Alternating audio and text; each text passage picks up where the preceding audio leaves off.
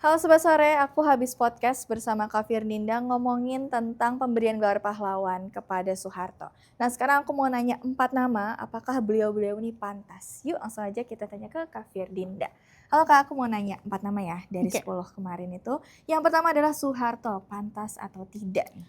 nggak pantas karena sosok pahlawan yang identik dengan keteladanan, kemanusiaan, moralitas itu sama sekali tidak layak diberikan kepada sosok Soeharto yang justru mencerminkan sebaliknya. Hmm. Memimpin dengan melahirkan banyak kekerasan, kejahatan HAM, penindasan, sampai dengan labelisasi dan juga stigmatisasi, membiarkan penderitaan dengan klaim pembangunan sebagai bare minimum dari seorang kepala negara, kepala pemerintahan, dan mewarisi itu di ingatan kita sampai hari ini menurutku sama sekali tidak pantas untuk diberikan gelar pahlawan nasional.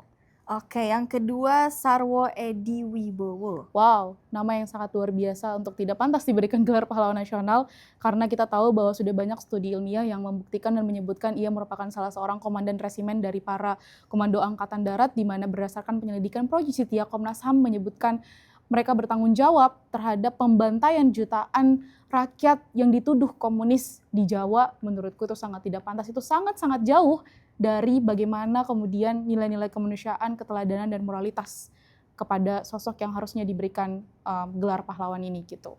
Oke, yang ketiga nih Marsinah, Kak. Ya, sebuah hal yang gila ya ketika kemudian menyandingkan antara Marsinah dan juga Soeharto dan Sarwo Edi karena Marsinah adalah merupakan perempuan yang kemudian menjadi korban dari rezim Soeharto. Ia dibungkam, ia dibunuh hanya karena ia menyuarakan hak-hak buruh saat itu, hanya karena ia merupakan perempuan yang berdiri paling terdepan dengan lantang kritis dan menyuarakan ketidakadilan, tapi justru malah sebaliknya. Jadi menurutku Marsinah sangat mencerminkan dan sangat pantas untuk diberikan gelar pahlawan nasional karena kita semua adalah Marsinah.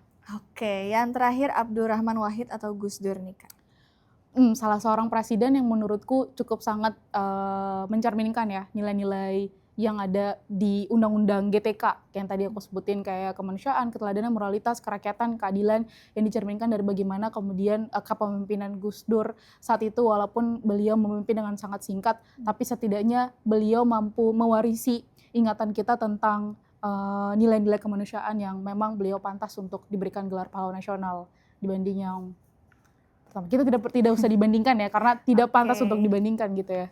Oke, nah itu dia Sobat Sore jawaban Kak Firlinda. Kalau Sobat Sore punya pendapat lain boleh banget ya untuk tulis di kolom komentar. Jangan lupa juga untuk nonton terus di YouTube channel podcast Senin Sore. See you on the next episode. Selamat sore.